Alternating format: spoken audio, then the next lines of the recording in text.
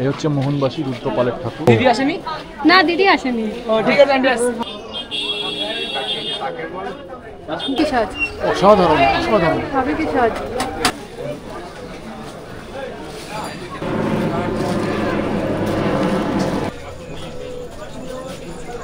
সেগুলোকে যোগ্য করে আপনার বসত ঘরে কিন্তু আবার তুলে দেন।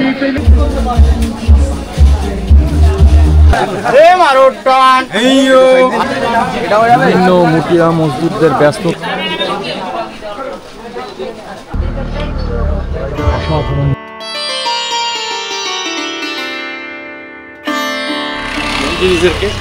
হবে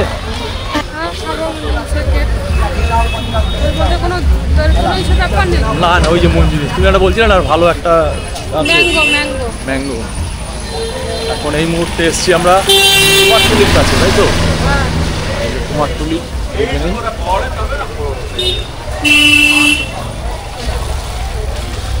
জিনিসের দিকে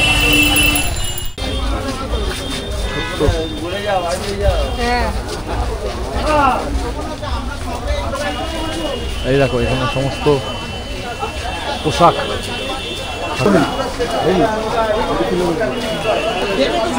ঠাকুর বিক্রি হচ্ছে, সব ঠাকুরের পোশাক। পছন্দ করে তো না? হ্যাঁ, এবার ওই গয়নাগাটিগুলো কেনে এইখান থেকে, আমাদের গয়না ওইখান থেকে কিনতো, এখান থেকে সব গয়না কিনতো। দেখো বিভিন্ন রকমের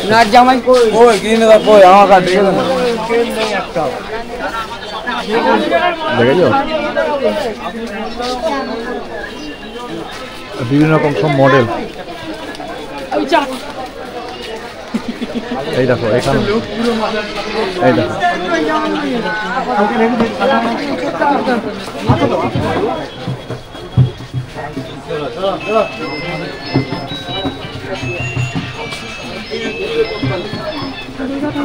বাঁধিয়ে দিই। হ্যাঁ, শুনতে পাচ্ছি।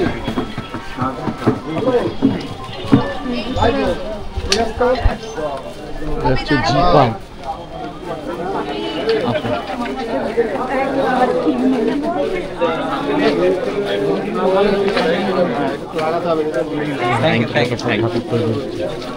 এদিকে আরো আছে, আসো বিখ্যাত বিখ্যাত ঠাকুর দেখাই, আসো। এই দেখো এই ঠাকুরটা মোহনবাসী রুদ্রপালের ঠাকুর। এই হচ্ছে মোহনবাসী রুদ্রপালের ঠাকুর। ঠাকুরের গরম লেগেছে, খুব সুন্দর দেখো।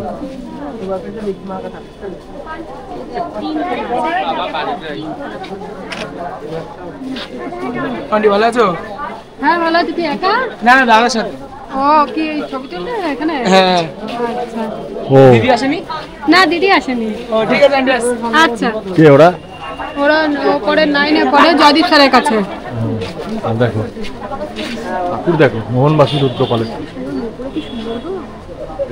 ধরো আমি একটু মোবাইল দিয়ে দেখো, রেকর্ডিং হচ্ছে। হ্যাঁ, আমাকে নিয়েও তুলতে পারো।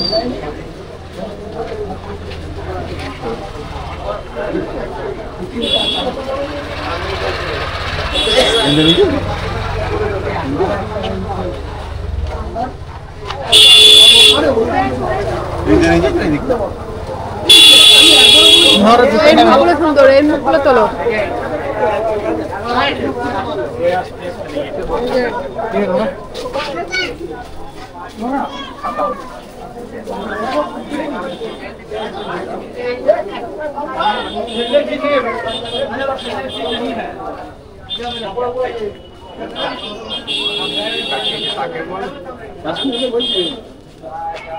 বাড়ি চলে যাচ্ছে না 9টা। এই তো ভোলার ছেলে ছোলা,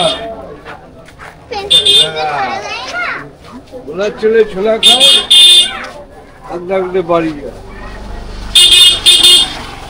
রামলা বললে তখন কাজ আছে। আসতাম না, দেখতে পাচ্ছি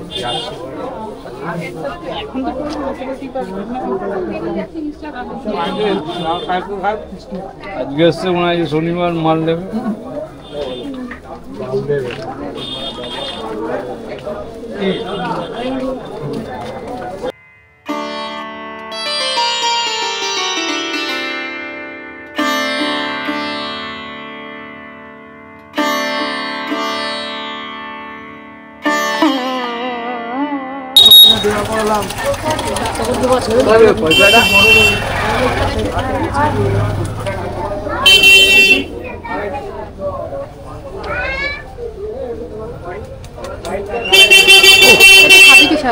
অসাধারণ অসাধারণ অসাধারণ।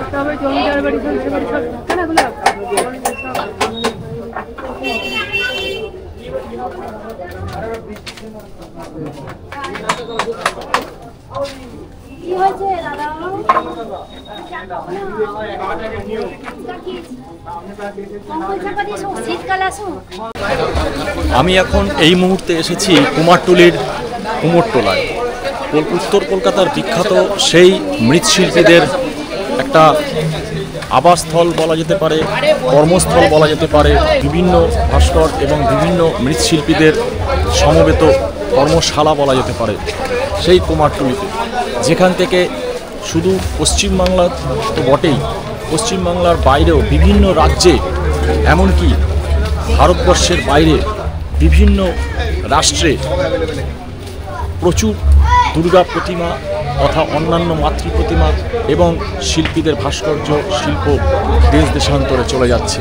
পূর্ণ মুহূর্তে আমি এসেছি কুমারটুলির সেই কুমোরটোলায়। এখানকার সেই পর্বে দেখাতে চলেছি কুমোরটুলিতে সেই দিবারাত্র শিল্পীদের ব্যস্ততা, তৎসহ তাদেরকে সঙ্গত যারা দিচ্ছেন বিভিন্ন কর্মীবৃন্দ, তাদের ব্যস্ততা।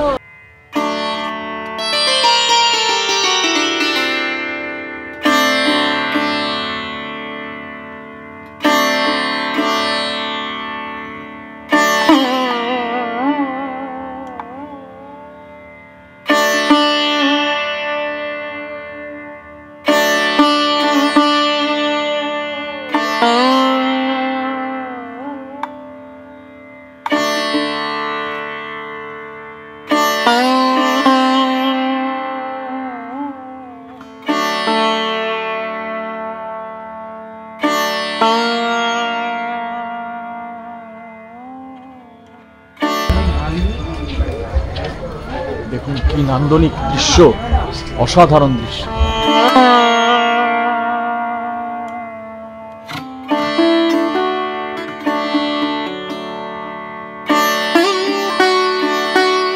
মুখমণ্ডল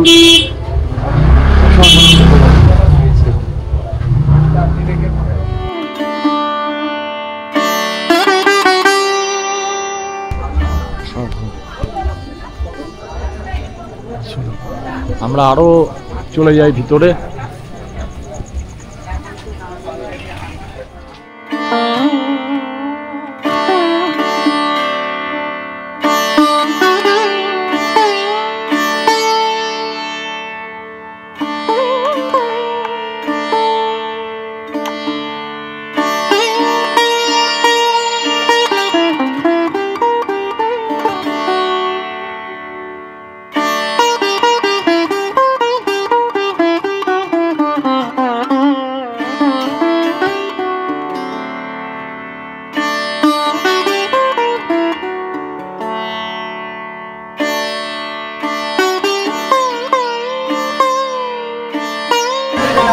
বিভিন্ন মুটিয়া মজদুরদের ব্যস্ততা দেখুন।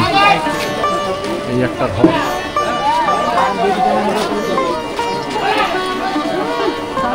ধনঞ্জয় রুদ্র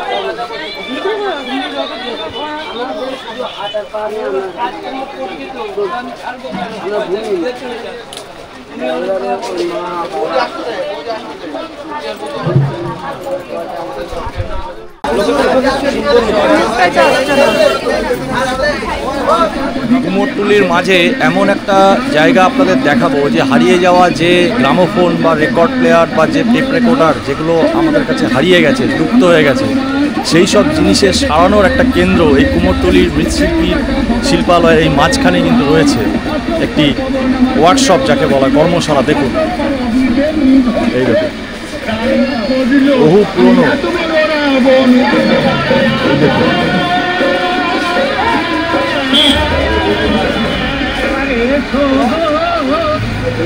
দেখুন কত পুরনো সমস্ত টেপ রেকর্ডার এখনো রয়েছে। এদিকে দেখুন কত পুরনো রেডিও কালেকশনে রয়েছে। এটাও কিন্তু একটা নস্টালজিক ব্যাপার, একটা পুরনো স্মৃতিকে ধরে রাখার, দেখেছেন, সংগ্রহ।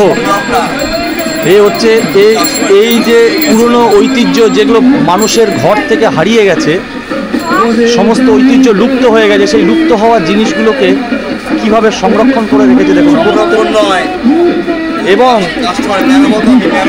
এবং মেরামত জায়গা আছে এবং মেরামত, এই হচ্ছে মেরামত। দেখুন এই সমস্ত যারা মনে করছেন যে বা রেডিওগুলো মনে করছেন যে কাজের অযোগ্য হয়ে গেছে, এই দাদা আছে যিনি এই সমস্ত অযোগ্য হয়ে যাওয়া টেপ রেকর্ডার হোক, রেডিও হোক, গ্রামোফোন হোক, যেটাই হোক না কেন, সেগুলোকে যোগ্য করে আপনার বসত ঘরে কিন্তু আবার তুলে দেন এই দাদা। কুমারটুলিতে এনার এই কর্মশালা, আর দেখুন তার কত বড় একটা কর্মযোগ্য, ছোট্ট অপ্রশস্ত জায়গা থেকে সব কর্মযোগ্য দেখুন,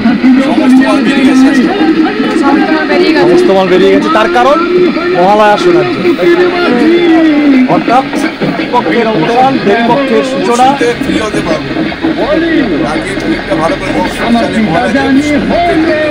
দেখতে পাচ্ছেন তো, সমস্ত ফ্রি হতে পারবেন পশু। মানে এই সমস্ত জিনিসগুলো সবাই যেটা মনে করে যে অযোগ্য হয়ে গেছে, হয়তো এমন একটা জায়গায় ফেলে রেখেছে যেখানে তার কোনো দাম নেই, অথচ বিভিন্ন সুরকার বা শিল্পীদের কণ্ঠে গাওয়া সেই সমস্ত গানগুলো যা সুরারূপে এই সমস্ত গ্রামোফোন দিয়ে বেরিয়েছিল বা রেডিও দিয়ে বেরিয়েছিল, অযোগ্য হয়ে যাওয়া সেই সমস্ত সম্পদগুলো তারা কিন্তু যোগ্য করে তুলে দিচ্ছেন আপনাদের হাতে।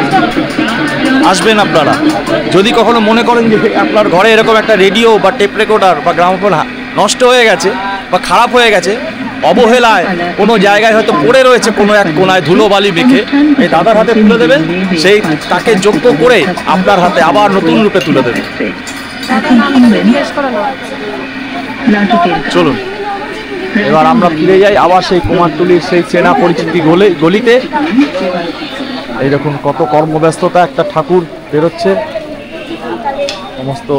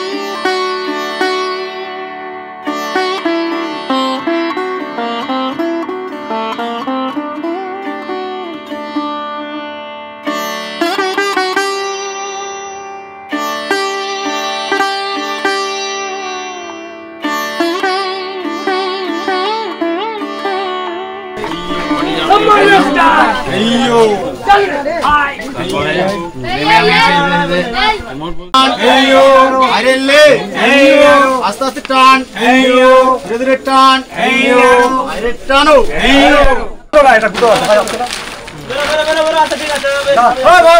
বলবো আরে মারো টান টানো আস্তে আস্তে টানো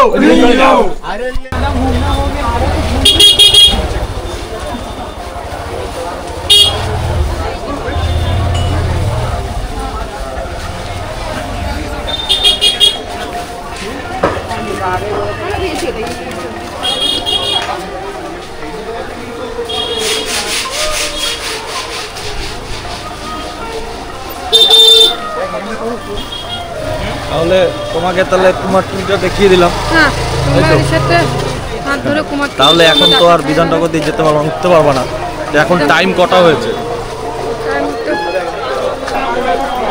আশেপাশে তো ঘুরিও নেই। তোমার ঘড়িতে নতুন ঘড়ি আনো দেখি কটা হয়েছে। তাহলে ওই এর থেকে শোভাবাজার থেকে উঠে যাই নাকি? যেটা বলবে তুমি তো বলছো উঠতে পারবো না। হ্যাঁ তুমি তো বলছো উঠতে পারবো না, না। এখান থেকে আর ওঠার কোনো আর চান্স নেই ভিড়ভাট্টার মধ্যে, তাই তো? হ্যাঁ ভিডিওটি যদি আপনাদের ভালো লেগে থাকে তবে অবশ্যই আপনাদের প্রিয়জনের কাছে শেয়ার করবেন আর লাইক করবেন। আর যারা সাবস্ক্রাইব করেননি অবশ্যই সাবস্ক্রাইব করবেন। শারদ শুভেচ্ছা জানিয়ে এখানেই শেষ করলাম আমি কৌশিক। আবার দেখা হবে অন্য কোনো ভিডিওতে। ভালো থাকবেন, নমস্কার।